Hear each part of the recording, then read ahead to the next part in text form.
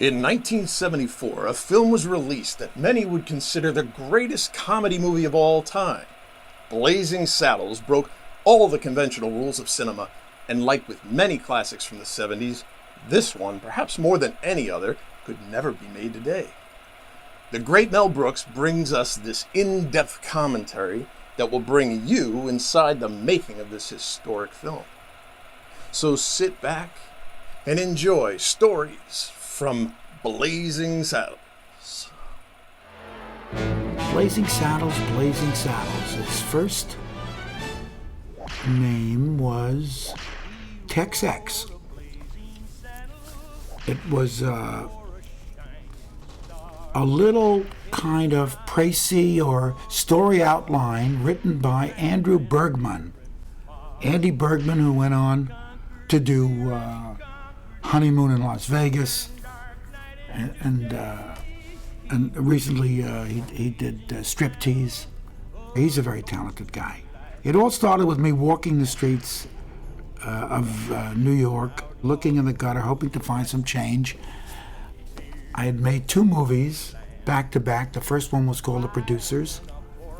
It got a lousy review in the New York Times. Renata Adler really took me to task for making such a what she called such a stupid collegiate black comedy or something. I don't know. The movie didn't make any money, but it ran a long time.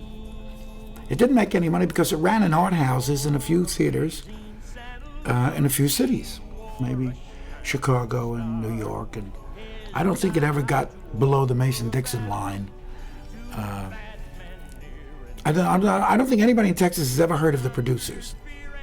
After The Producers, I went to Yugoslavia and I made a movie called The 12 Chairs, based on a book by Ilfin Petrov, 2 wonderfully talented Russian writers who were having fun with this new experiment called communism back then in 1921 or so, or 23. I had written a screenplay called Marriage is a Dirty Rotten Fraud. I couldn't get it off the ground. I was out of work. I was looking for my next project. I was around, 59th Street near 5th Avenue, and I heard a voice say, Mel, then louder, Mel, and it was the late, great David Beagleman, who had just created an agency.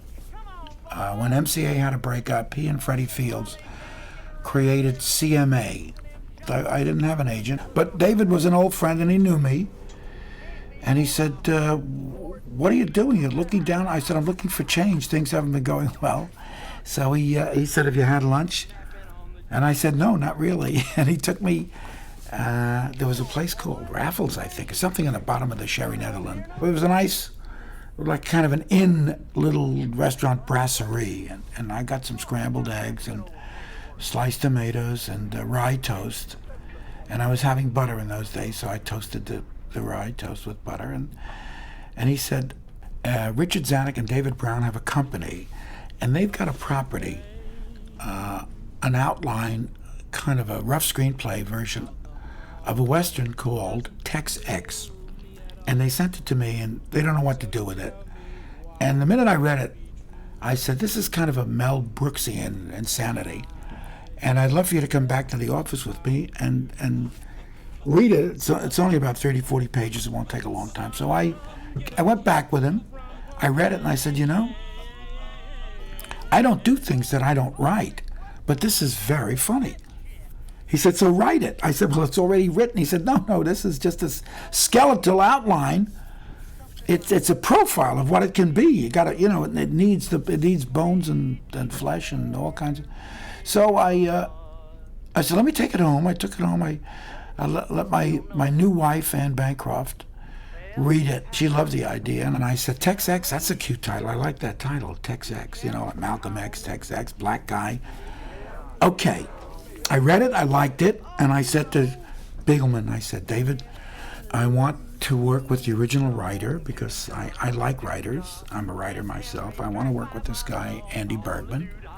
And I want to meet with him right away and to see whether this And I said, I kind of think that this should be done like we did the Show of Shows 5, 6 years ago, 10 years ago, whatever, where just a gang of us got together and we just, whoever had an idea, we'd all run with it and help it, pep it up. So I met with Bergman and I told Bergman, how do you like to work this thing with me? And then we hire some other writers, I have some in mind, and we all sit in a room and we write the screenplay together. He said, gee, that would be wonderful. He thought the producers was great. He was honored, this was his first screenplay. And he said, usually when somebody buys something from the screenwriter, they just toss it away, He's gone, and they just use some of the bare bones, and that's the end of the screenwriter. I said, no, we'll do, I want you all the way on this. So we talked about, we needed a good black writer, a guy that allowed us to do black comedy, literally black comedy. And so I suggested Richie Pryor, and he said, well, he's a little nuts, isn't he? And I said, well, Richie was then just a stand-up comic working in a couple of clubs, and he wasn't that well known. But I was a big fan, and I knew how bright he was. And so I called Richie, and he was working in Chicago, and I said, well, fly in. And he said, well, I'll take the train.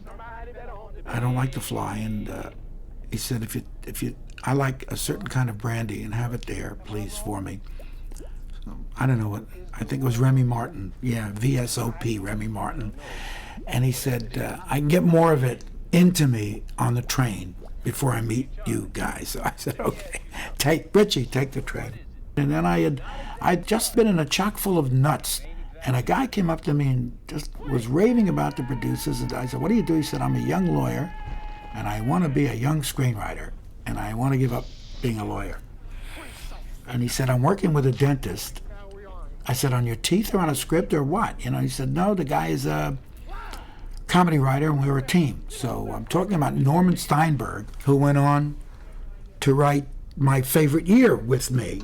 And then his writing partner was a guy by the name of Alan Uger. So I told Andy about the dentist and Norman, and I said, I have a feeling that these guys are good. So we all sat in a room, and it was chaos. Richie Pryor wrote most of Mongo, and I wrote most of The Black Sheriff. It was a crazy mix, but a good mix. And we'd write 3 or 4 hours, and then we'd all have to go to a separate place and kind of chill out and cool out. And then we'd come back, and we could take each other again. We were writing in some building that Warner Brothers had. I think it was 666 Fifth Avenue.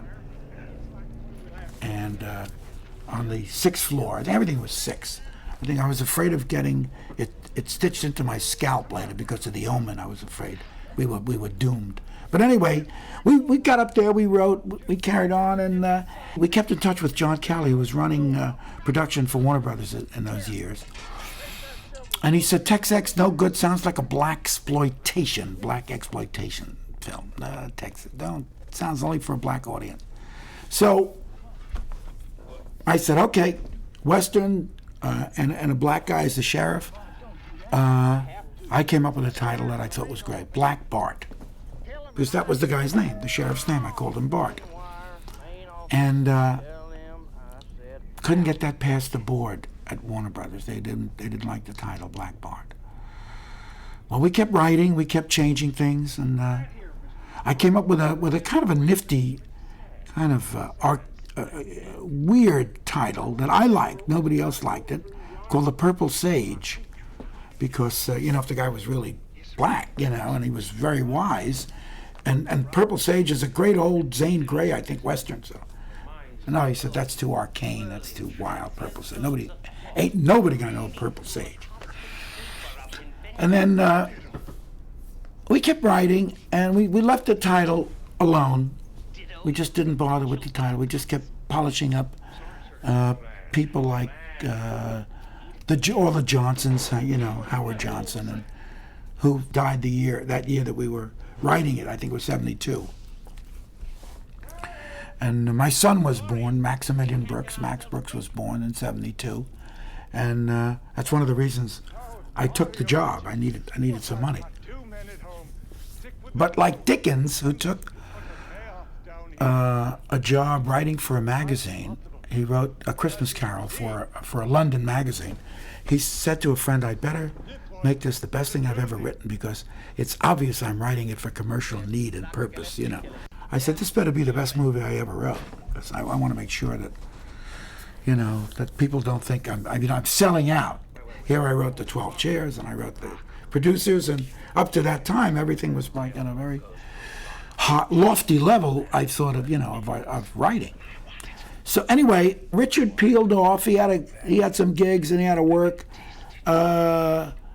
Uger had to get back to dentistry to make a living because the money we gave him ran out. I think the whole thing, the whole movie cost about $2,600,000, 2.6 to do this amazing Western. Nobody got any money. There were no stars. There was no above the line. We got hardly anything to write it, and I got hardly anything to direct it. I think I got $50,000 all in for writing, for directing, and for sweeping up. It was okay. I was doing what I wanted to do. So anyway, Steinberg held in there, Bergman held in there, and Brooks held in there, and so we'd finish working at my apartment, and then we would walk. I lived in the Village. We'd walk all the way from the Village to Chinatown. And like at midnight, we'd have beef and broccoli with pan-fried noodles. We loved that. And we'd have that and a Pepsi at 12. And on the way there and on the way back, I had a little notepad, and every time we'd say something about Black Bart or, you know, or Mongo or something, I'd make a little note. We'd work hard, and then we'd walk these hot summer nights. I remember Max was born in May, and we had to write in June and July to finish it. We had to deliver it by the end of July in '72. I got out here, and there was a problem. I had to get my wife and baby out here, so I did. I saw a house on Rising Glen, which is off Sunset Boulevard, which is in kind of West Hollywood. And instead of renting, I bought it because in those days you could put a little bit down, and I figured my per diem. So between my per diem, living out here a couple of hundred a day, whatever it was, or $100 a day, and so I ate beans like they did in Blazing Saddles, and I just kept paying this house off, and we had a place to live on Rising Glen. It's still there. And there was a nice German Shepherd that lived next door that was owned by Janice Page, a great singer and good little actress. And the dog's name was Jenny. And to this day, my son, who's going to be 25, says, "I wonder whatever happened to Jenny," you know. So those were good days. And I went to Warner Brothers every day, and I rented a green a Buick, and that little green Buick used to take me there every day. And I got Steinberg and Bergman, Andy Bergman, to come out. And we did a little extra work, polished it up.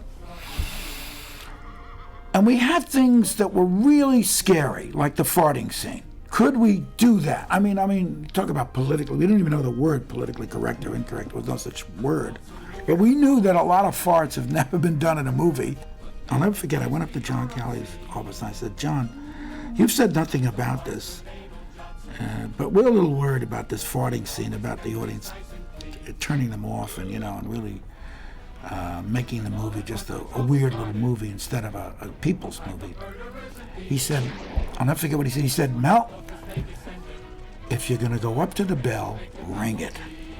I said, "Okay, John."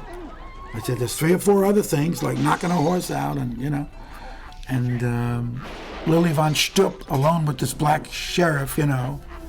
It's true, it's true, it's true, you know."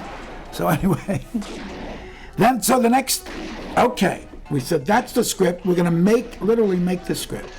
And it was a raw, crazy, anarchic, insane script. But we all loved it. We're gonna do it. And I had John Calley's blessing to go all the way, and so I went all the way. Okay, casting. I wanted Richie Pryor to play the black sheriff. So So John wasn't against it, but other people who were running Warner's at the time thought that that wasn't such a good idea because he was like a known sniffer. But he was the most God-blessed with talent guy I ever saw in my life. And I knew that the camera would love him, and that there was a sweetness in Richard Pryor that was undeniable, inevitable. You'd have to love that guy. And I said, that's the Black Sheriff. And I went on bended knee to every studio executive, every single one of them. I even flew to New York, back to New York, where the money was, and I begged for him. And they wouldn't give him to me. So we started casting, and the minute I saw Cleavon Little, I said, that's the guy. He hadn't done a movie. He was a Broadway actor.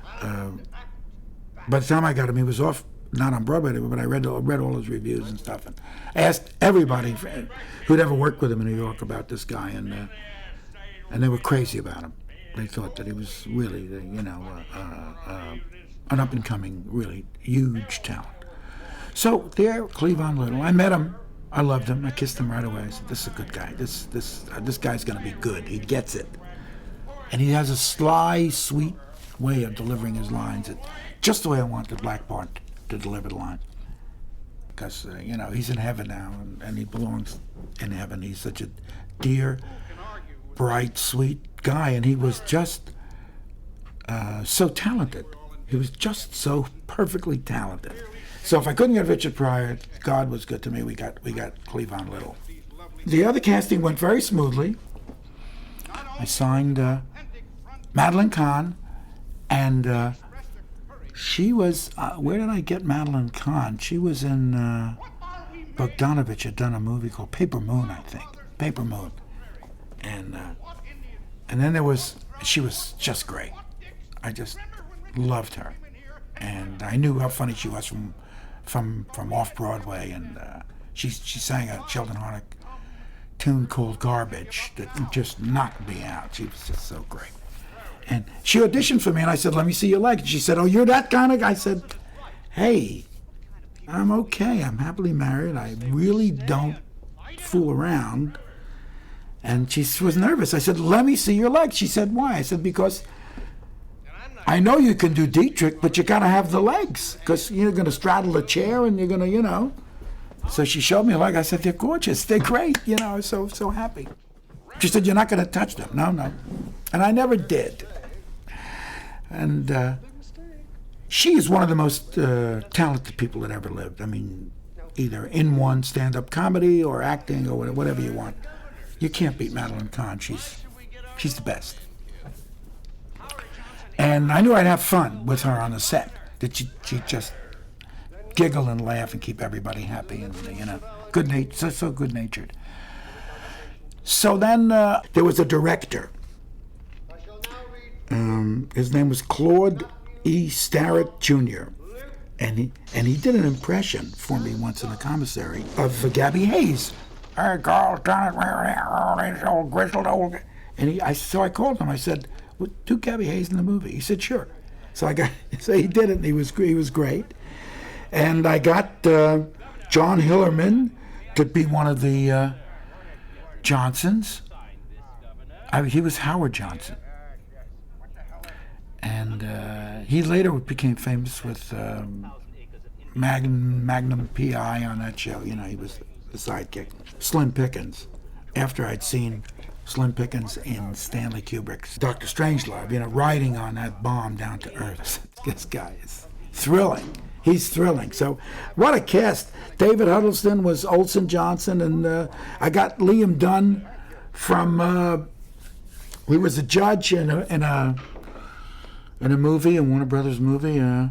He's dead now, Liam Dunn. He had emphysema. But we were doing a movie called Silent Movie. He was a newspaper guy.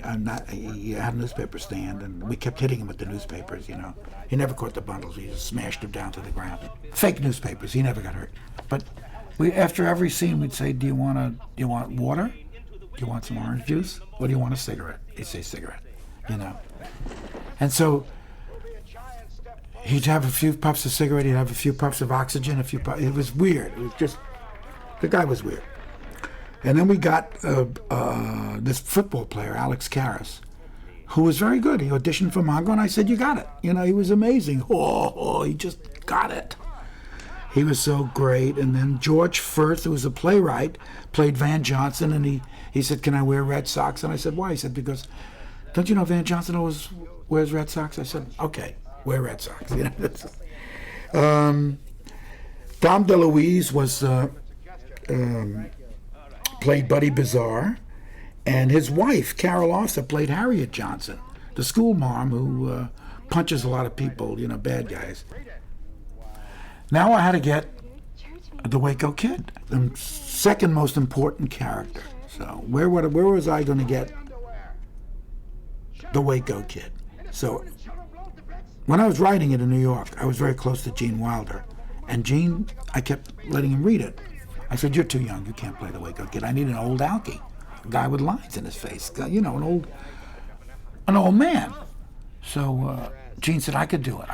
I'll tell you, I could do it. I love this guy, I could do it. I said, no, you can't do it. So he wouldn't back down. Anyway, I said, we'll work again on something else, Gene, but Blazing Saddles is not, and we did. Right after Blazing Saddles, we worked on Young Frankenstein, which was a miracle. But he never got mad at me, and we were really good friends. Such good friends, he named his company Pal Mel Productions.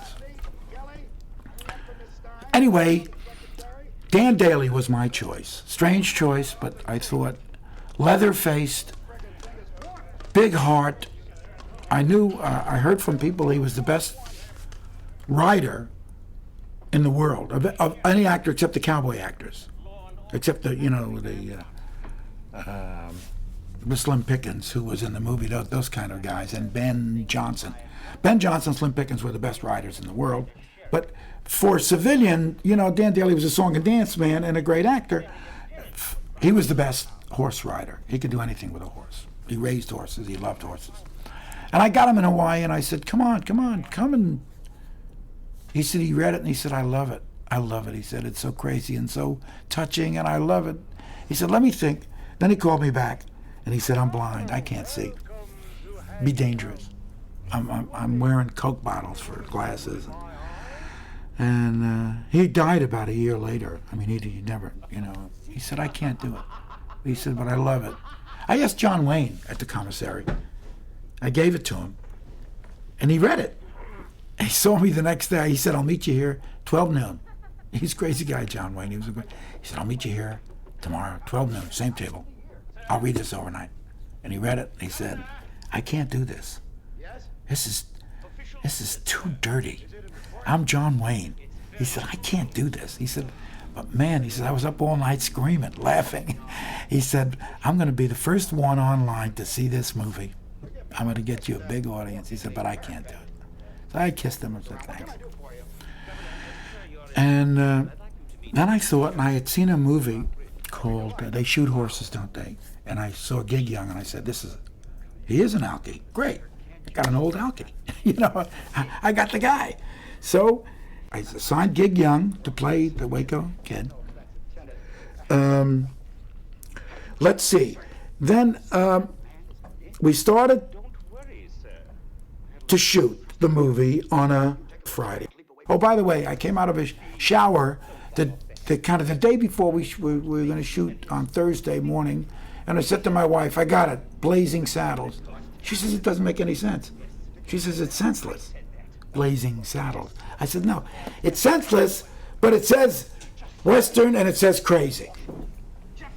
It also has a little heat in the saddle, Saddle could mean your saddle, its saddle, Blazing Saddle. So blazing, I said, it's a good word. So she said, okay, try it on. I called Callie. He said, I love it. I called Bergman. I called everybody, all the writers. They loved it. So I said, that's it, Blazing Saddle. Anyway, we started shooting. Gig Young in a jail cell meets Cleavon Little for the first time because he's brought in drunk and he doesn't know where he is. And then he wakes up upside down. And the first thing he says he says, are we awake?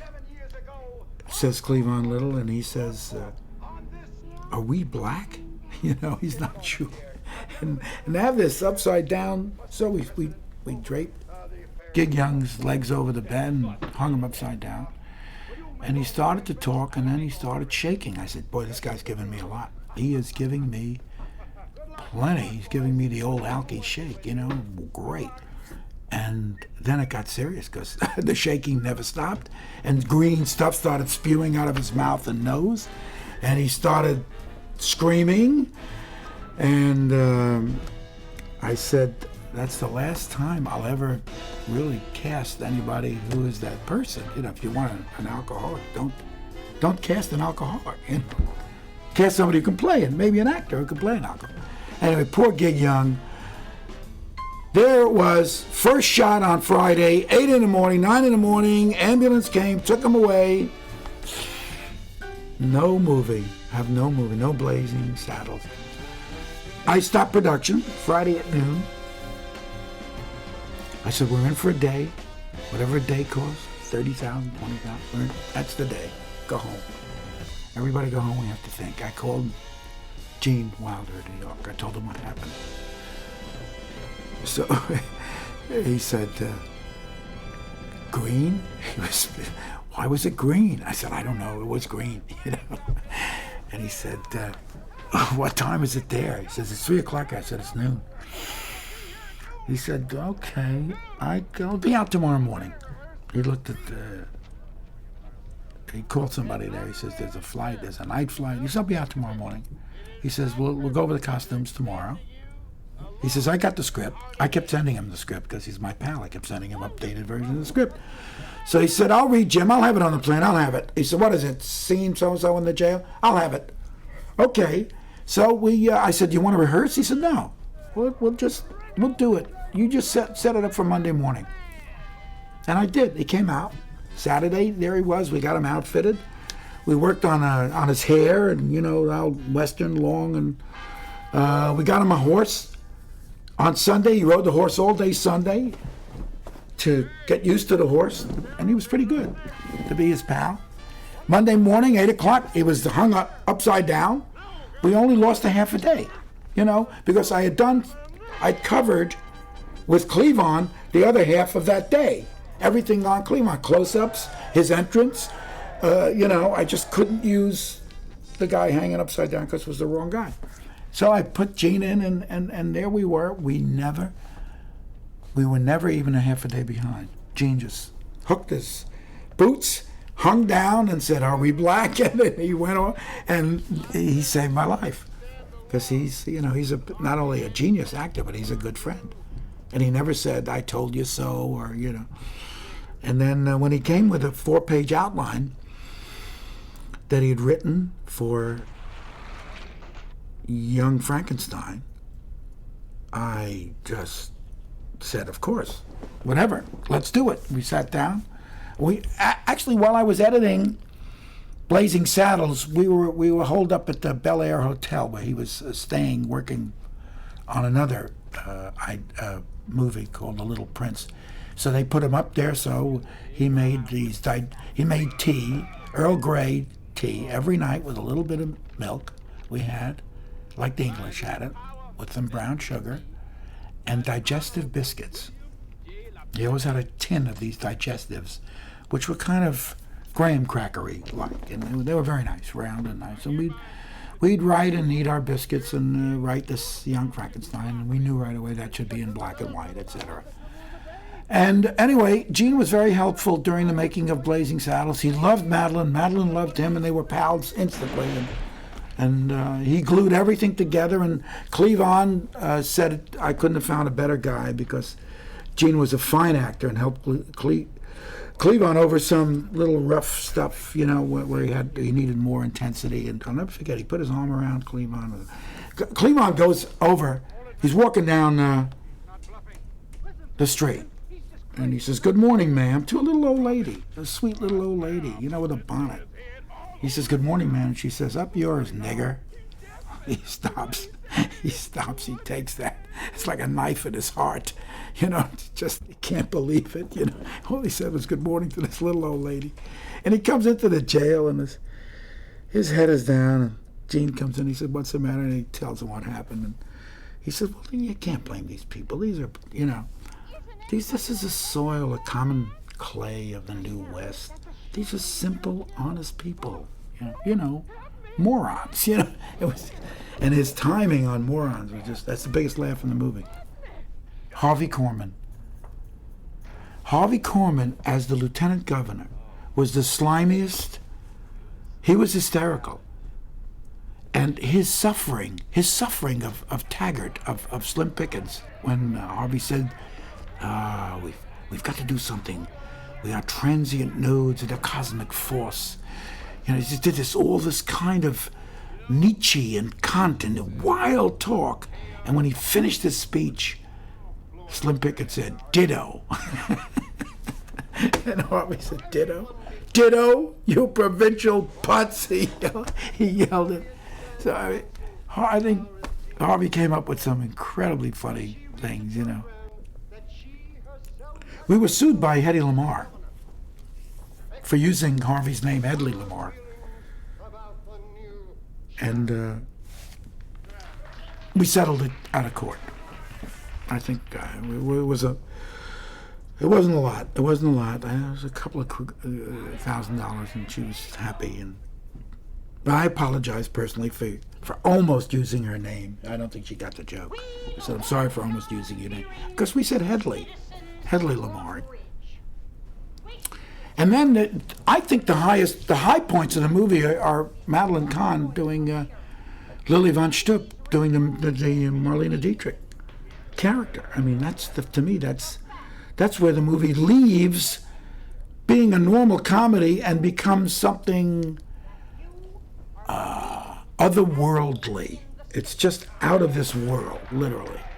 I mean, it reaches a whole other level of comedy because she's really doing, Marlene Dietrich. She's doing it. She's doing a character, and her take. I mean, she really becomes that German. She's looking at these cowboys and these rustic characters.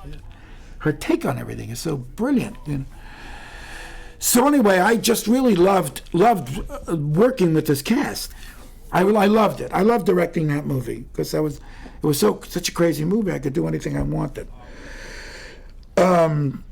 We had, instead of background music, there was one point I wanted foreground music. It had never been done. I wanted Count Basie to actually be on the desert and have the horse, just trot past him and just see that. You'd hear this you'd see Cleavon Little on a Palomino, dressed like Roy Rogers, at his height. And then you'd hear April in Paris from the Basie organization, big band, which would make it very hip, very juxtaposed to the West, make it really, to give him his music, the sheriff his new music.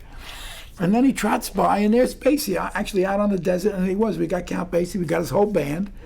And instead of just, they actually played.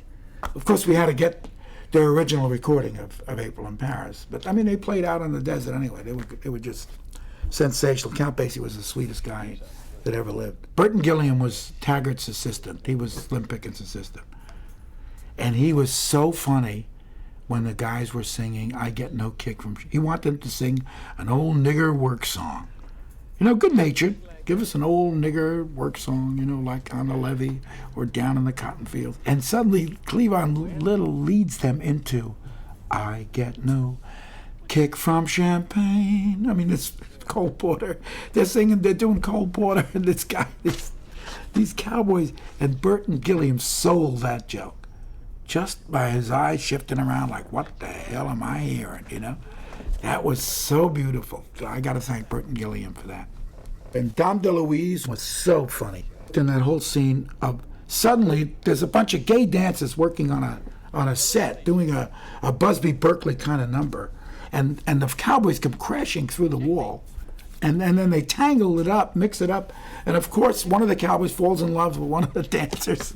They make a date, and it's just it's the weirdest thing, and I used it just so I could pull back from that stage, whatever it is, 14, and pull way back and show you that this was a movie.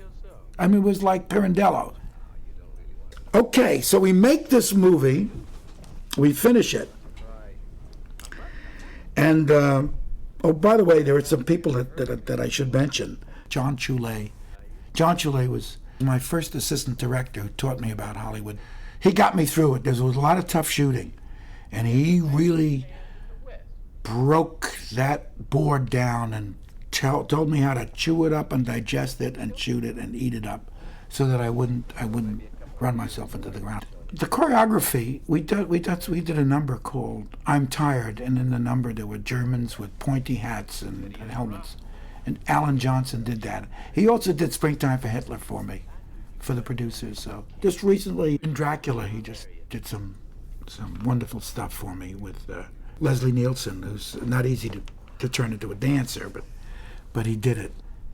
There's a production designer whose name is Peter Woolley.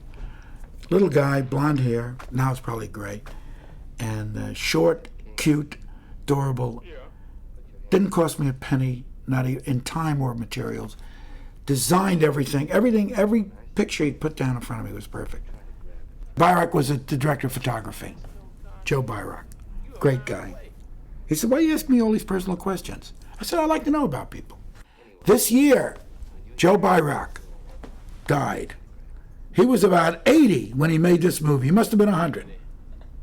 He must have died at 100. Well, I'll tell you, he was literally in his early 70s when he made Blazing Saddles.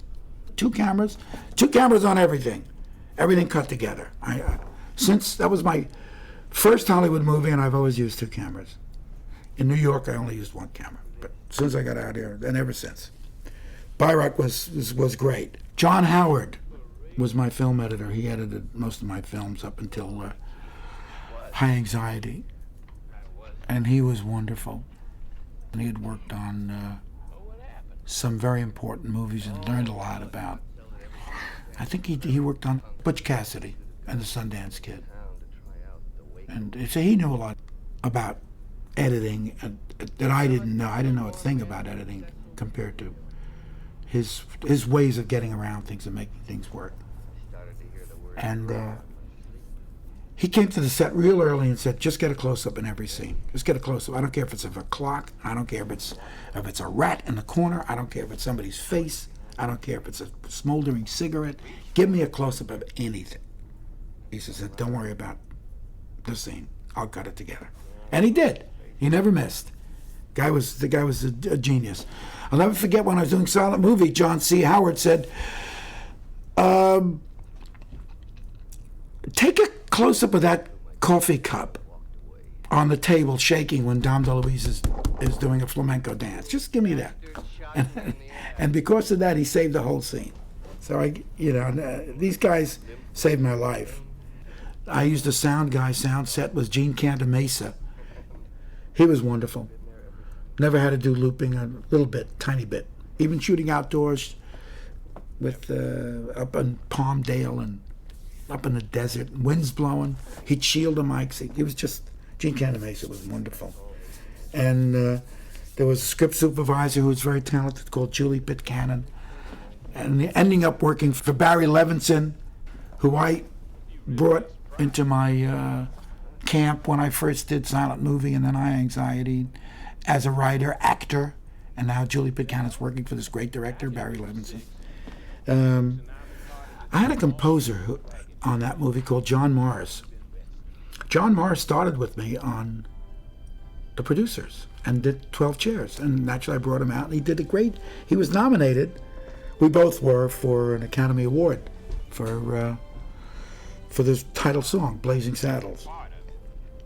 I like to write music, so I actually wrote "I'm Tired" for Lily Von Stupp for Madeline Kahn. I did that. And I wrote "The French Mistake" for Dom DeLuise. Crazy song.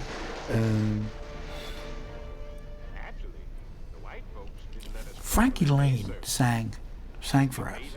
He sang Blazing Saddles. And he sang it with all his heart. He didn't know we were making a comedy.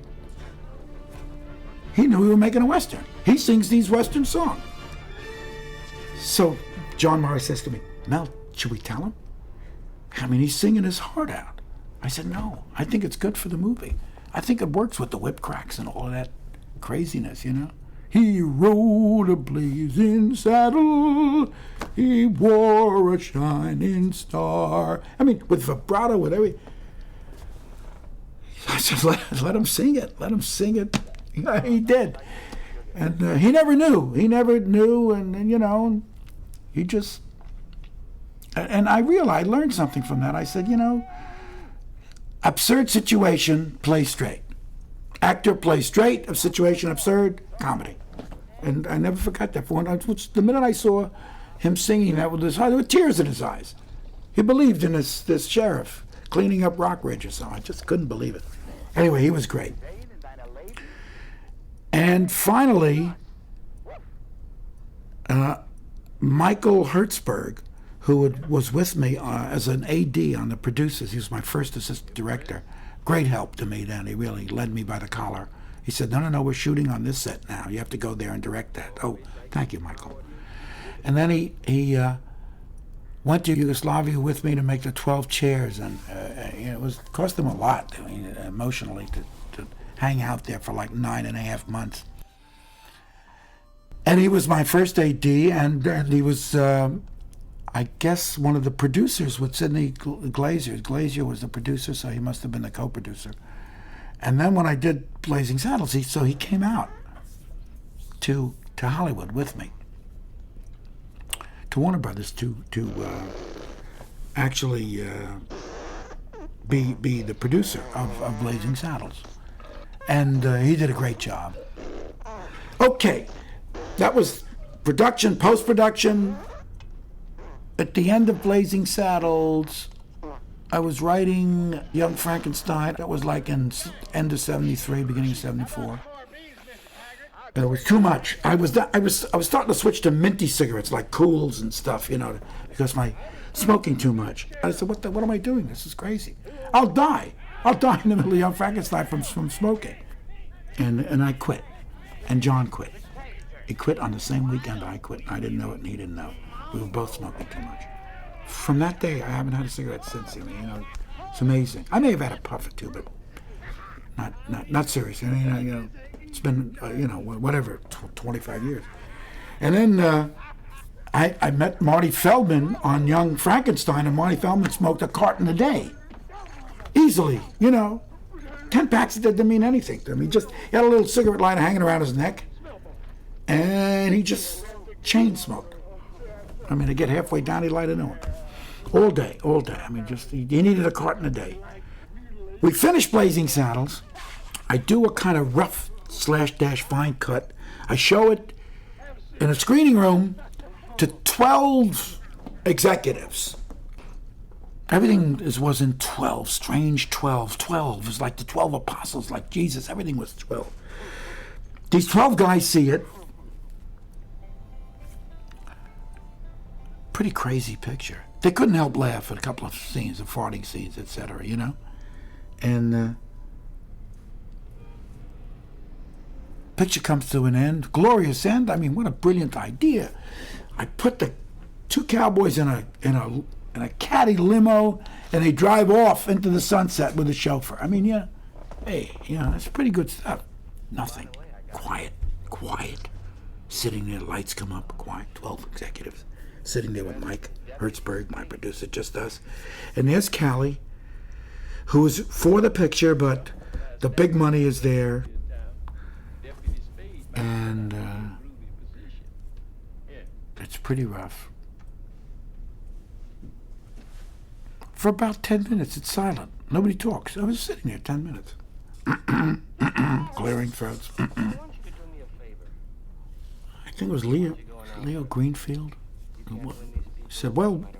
He said, Leo Greenfield, I think was the guy who said, we can play New York, Chicago, and L.A. If we want to open it, we can open it in those three. They'll get it. He said, just the words Luzum Gain when Mel is the Indian chief, just that will stop this movie from going beyond these three cities. He said, it's very, very narrow. Very funny. He said, a couple of things are funny, and I don't know. I don't really know whether we should open this. And then it was, they went back and forth. So Kelly said, "No, this is a lot of good stuff here. Why don't we sleep on this before we come to a decision? Let's sleep on this and talk again tomorrow." You know? And he says, "Well, we can eat it, 2.6. I mean, we can bury it. We can eat it, you know?" And there was that kind of talk. They weren't going to release the picture because it was so bizarre, so wild. And it didn't pay to open. The advertising monies on top of it would be a lot more expensive than the negative cost. So why throw good money after bad? So I didn't know what to do. Hertzberg said, "Look, why don't we go to room 12 tonight? 200 seats, 12, all these 12s working for us. And ask the secretaries, you know?" So that was 11 in the morning. So we got out Mimeo things to every office, everybody's office at Warner Brothers, everybody's office. And then we called all our friends. I called Dom DeLuise. I said, "Get it out to your friends." And we packed it. Instead of 200 people, there were 300 people. People were sitting in the aisles. People were crowded in the back, you know. We played the picture. Right from the Frankie Lane singing the titles with the Warner Brothers burning away, with the arrows, with the whip cracks, with the dock that chink a day's pay for napping on a job. It was thunder. I mean, you never heard laughs like that in your life. And that little tiny shoebox of a theater, it was screams, yelling. People were running up and down. People were banging each other, smacking each other with laughter, rolling in the aisles. It was incredible. Well, the word got out to the big shots. The next day I got a call. I was in my shower. It was about 8 o'clock in the morning, and I got a call from Cali. He said, "What did you do last night? Why did you invite me? Why didn't you tell me? Here, everybody, the lot's jumping. Everybody's jumping up and down. You know, Ashley just called me. What's going on, you know?" I said, "Well, we showed it. We want to see ourselves, you know." I said, "We had the first screening of Blazing Saddles for you 12 guys, and I got like 3 laughs." I said, "This is ridiculous." I said, "You know, I can't, you know, I couldn't believe it." So I had to get a regular crowd. Didn't have anything to lose.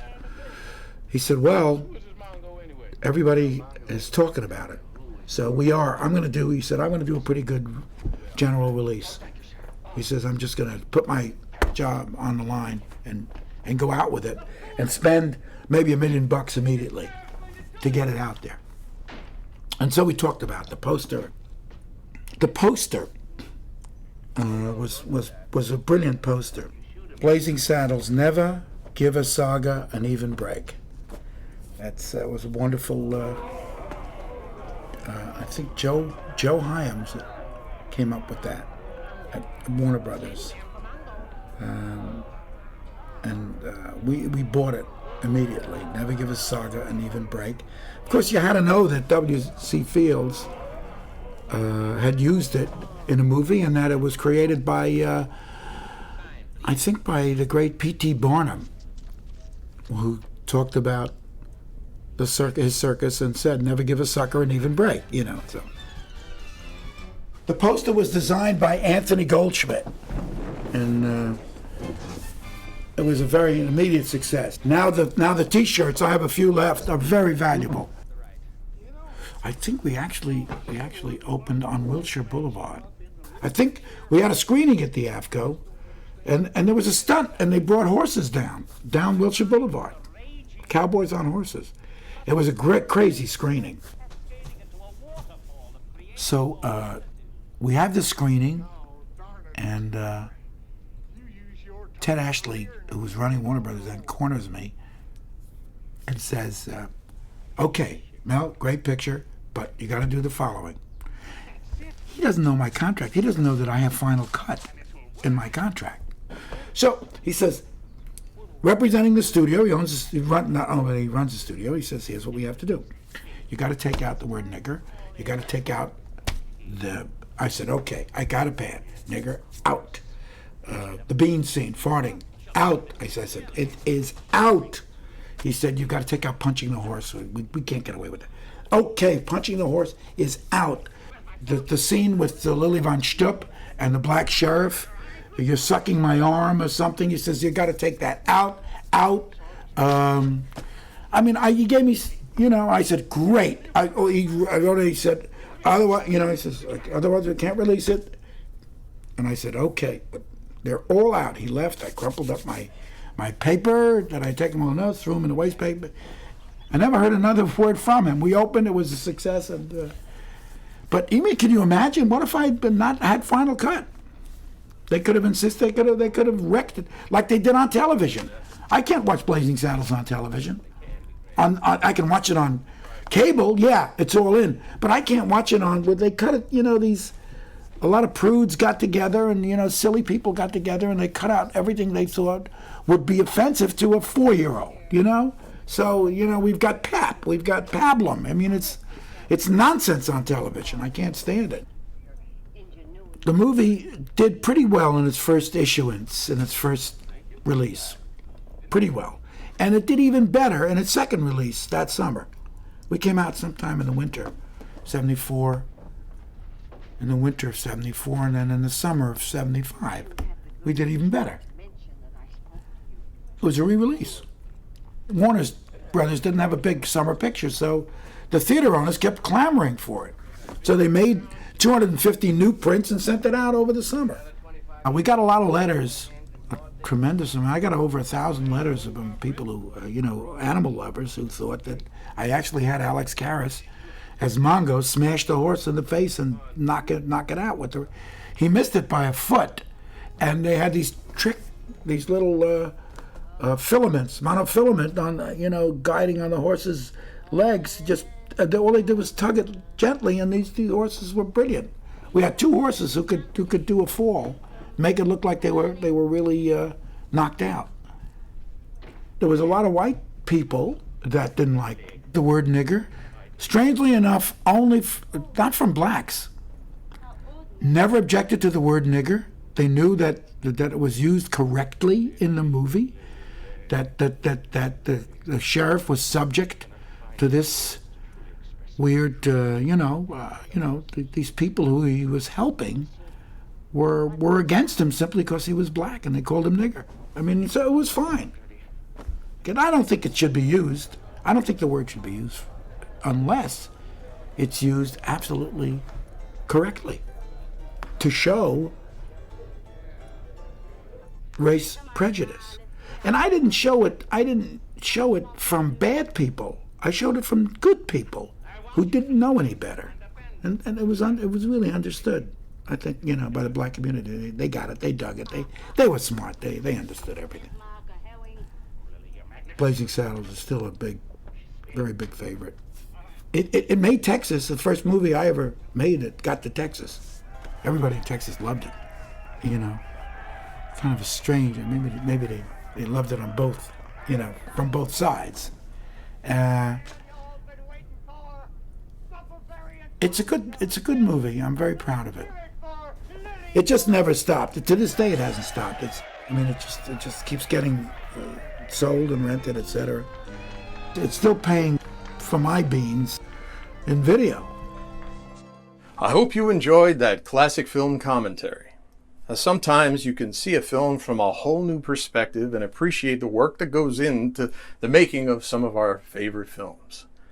Now, do me a huge favor. Help support the channel by subscribing, clicking on that like button. It goes a long way in keeping the channel active. Thanks for making it to the end of this video, and I hope to bring you back for another video soon. For now, Gator out. Watch for new movie reviews and documentary series. Don't forget to subscribe and click on that bell so you know when new reviews arrive.